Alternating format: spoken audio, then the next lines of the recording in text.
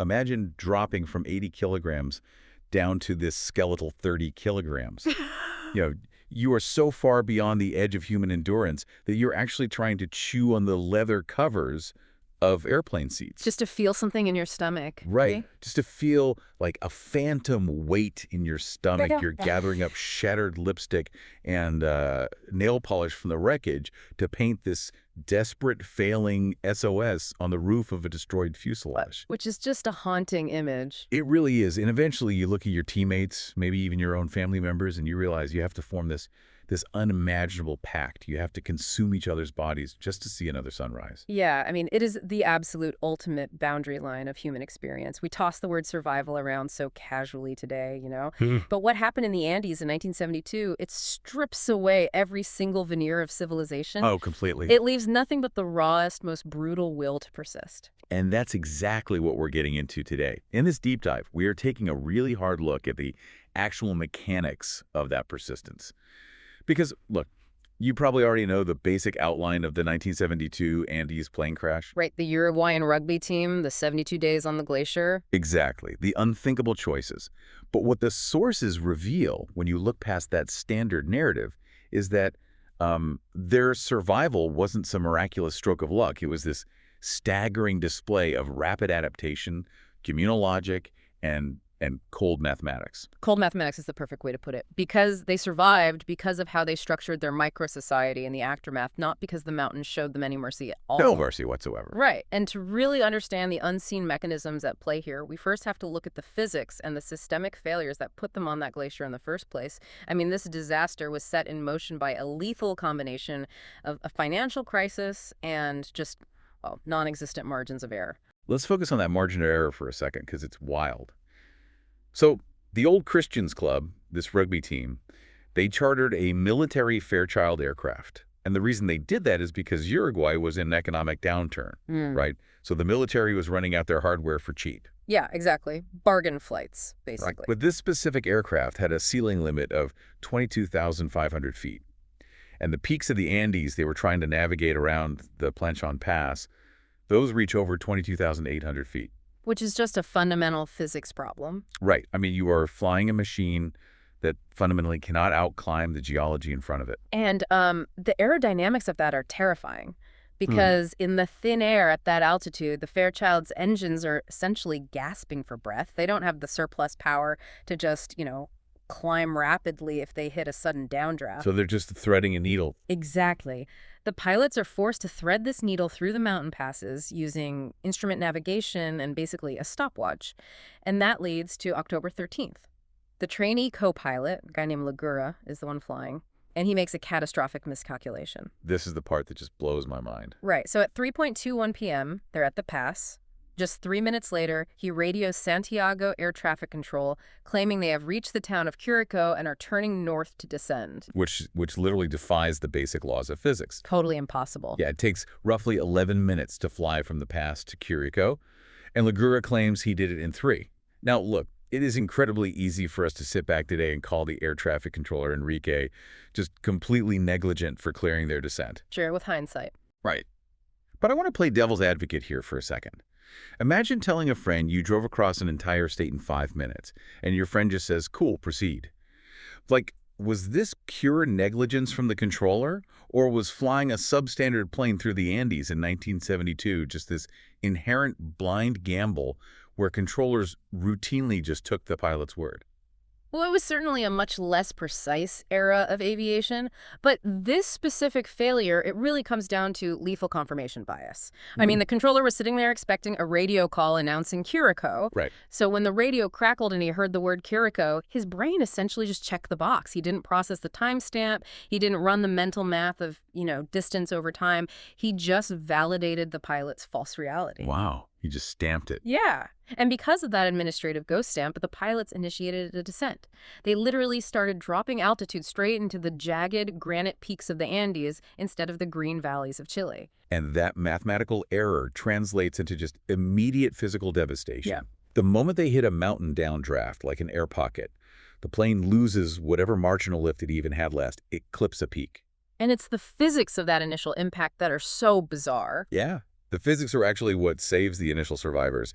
The right wing snaps off, then the left, and then the whole tail section tears away. Taking several people out into the abyss with it, unfortunately. Yeah, which is horrific. But because the plane is shedding mass and kinetic energy in pieces, the main fuselage doesn't just crumple like tin can against a rock. Mm. Instead, it acts like a massive toboggan. It slides down a glacier at like 350 kilometers per hour Mm. till it finally slams to a halt. And instantly, I mean, the very second it stops, the environment forces this massive pivot. They go from civilized, emotional thinking to brutal triage logic. Instantly. Right. 5 people are dead on impact. The survivors are standing there in T-shirts and light jackets because they pack for a Chilean spring. And the temperature on the glacier immediately plummets below 0. So they have to act fast. Yeah. The medical response falls to 2 students, Roberto Canessa, who's just a first-year medical student, and Gustavo Zerbino, who is a second year. Just kids, basically. First and second year med students. And their very first major decision establishes the entire blueprint for how this group is going to operate. It really does. So there are 33 people left alive, crammed into this destroyed, freezing tube. And to make enough floor space for the living to huddle together and share body heat, Canessa and Zerbino make this agonizing call to move the unconscious, severely injured victims out into the freezing snow. Which, I mean, it feels viscerally wrong, right? To drag your dying friends out into a blizzard. It goes against every human instinct. Exactly. But if they didn't clear that space, hypothermia would have claimed every single person in that cabin. It's the first real instance of the group overriding their deep social conditioning with pure, cold survival math. And we actually see that same override happen in the cockpit, but as a psychological tactic. So the veteran pilot is dead. The co-pilot, Ligura, the one who made the mistake, he is pinned by the crushed instrument panel, and he's just screaming in agony. Trapped completely. Yeah. A passenger named Manco Sabella crawls in to try and help. He's trying to melt snow in a handkerchief just to give the guy some water. And Ligura points to his bag and literally begs Manco to get his gun and shoot him.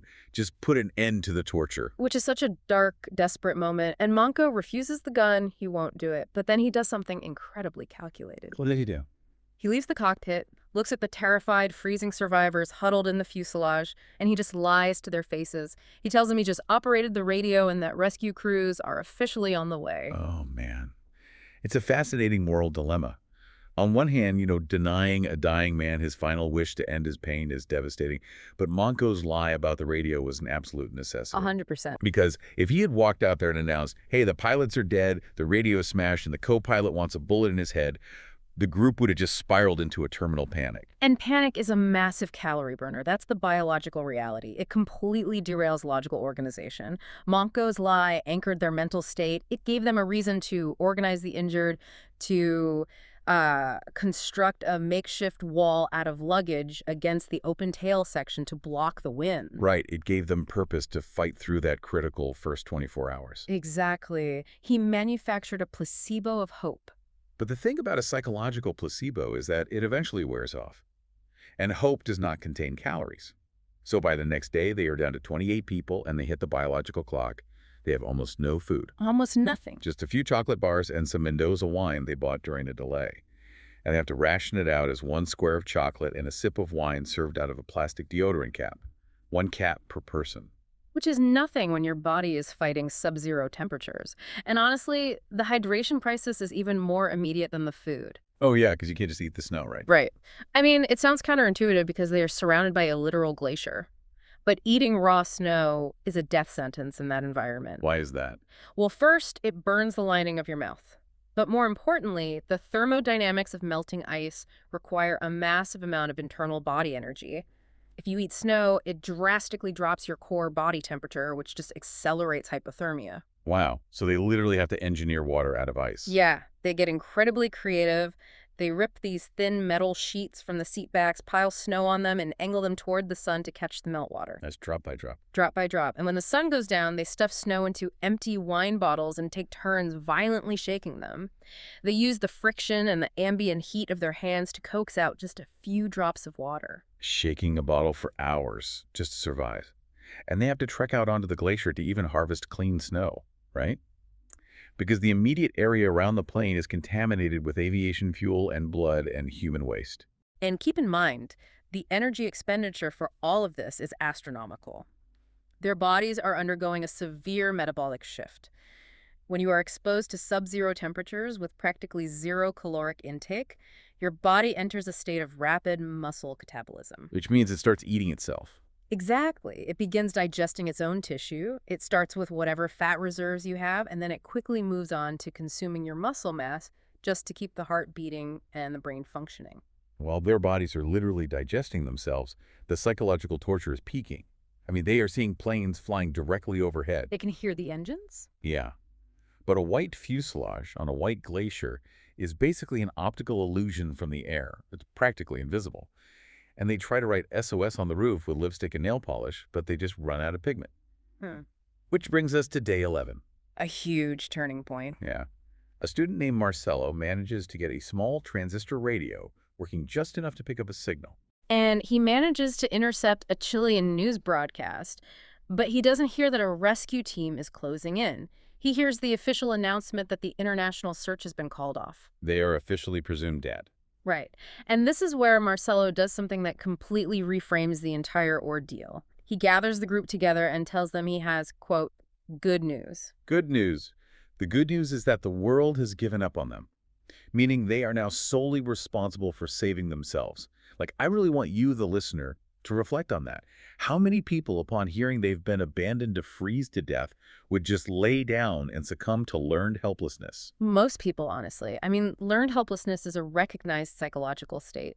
It's where a subject endures repeated aversive stimuli and simply stops trying to escape. They just accept their fate. But Marcelo weaponizes their despair. He does. By stating the search is over, he shatters that passivity of waiting for a helicopter. He forces them from a mindset of victims awaiting rescue into a mindset of active, self-reliant survivors. And that active mindset is what forces them to cross the ultimate biological and societal boundary. The medical students, Canessa and Zerbino, point out the undeniable reality. The food is entirely gone. To survive, they have to consume the bodies of the dead. And it's an immense psychological hurdle. I mean, these aren't strangers. These are their lifelong friends, their teammates. Some are family members. Yeah. But the logic of their situation ultimately overrides the taboo. They hold this profound group discussion and they make a communal binding pact.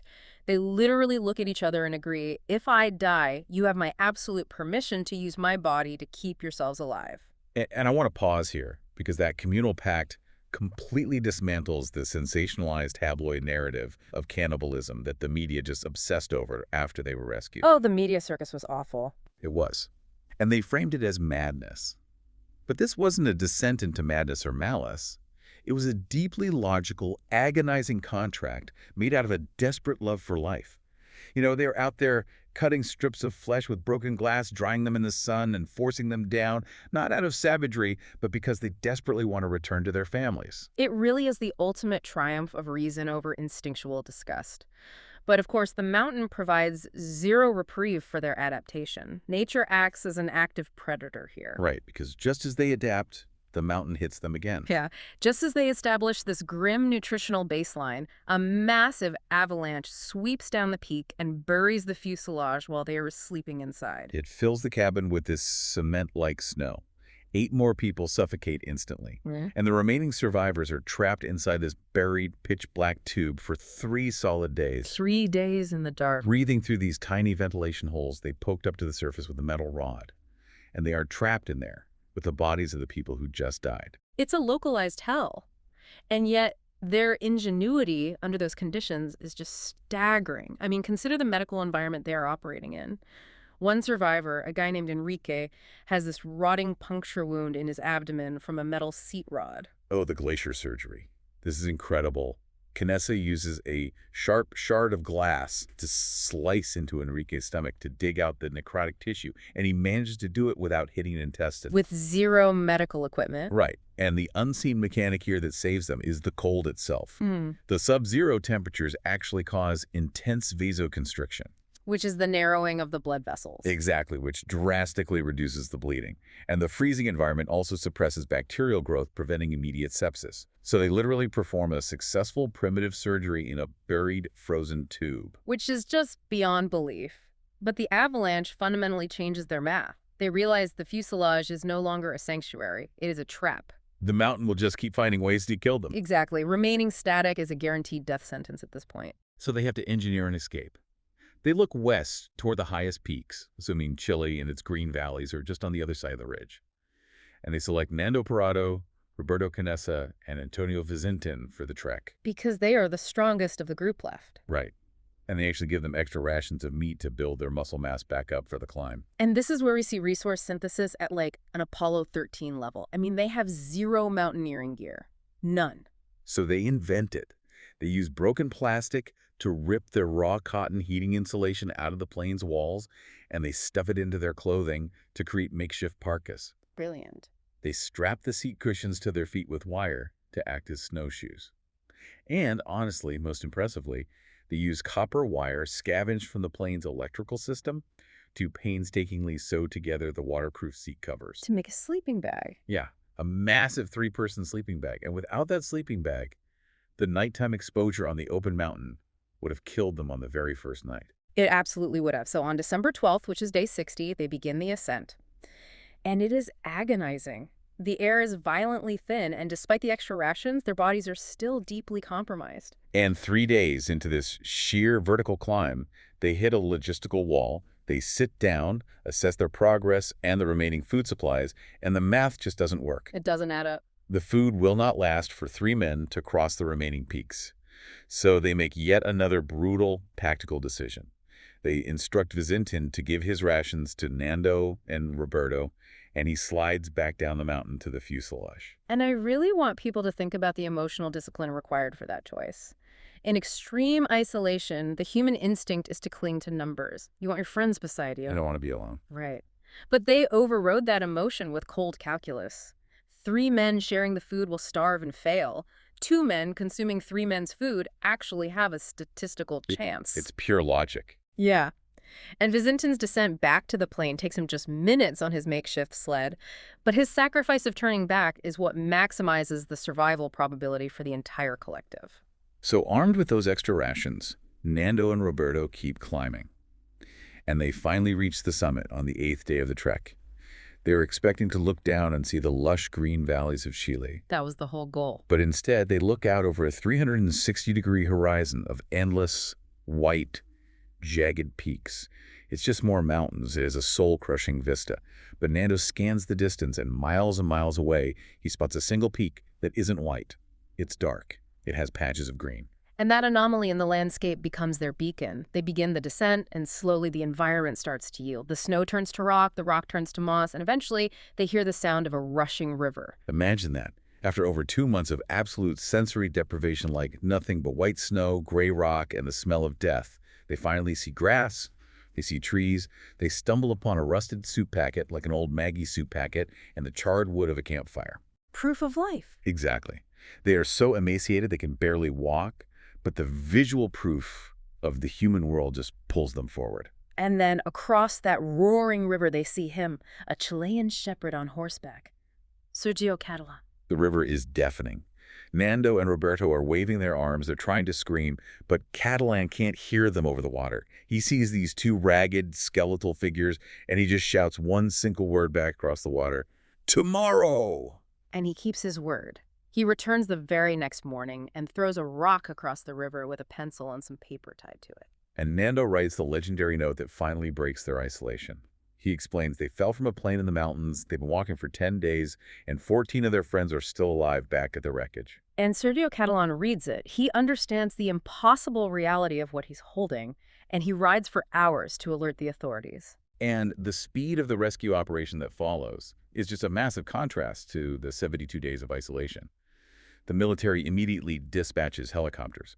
And Nando Parado, despite being medically starved and exhausted beyond human comprehension, he insists on boarding the chopper. He refuses to stay behind. Right. He goes up with them to guide the pilots through the treacherous updrafts back to that invisible white fuselage. Because he's the only one who knows exactly where it is. And on December 22nd, the remaining survivors, who are all huddled around Marcela's little radio, they hear the news broadcast that their friends made it. 72 days after the crash, 16 people are pulled off that glacier.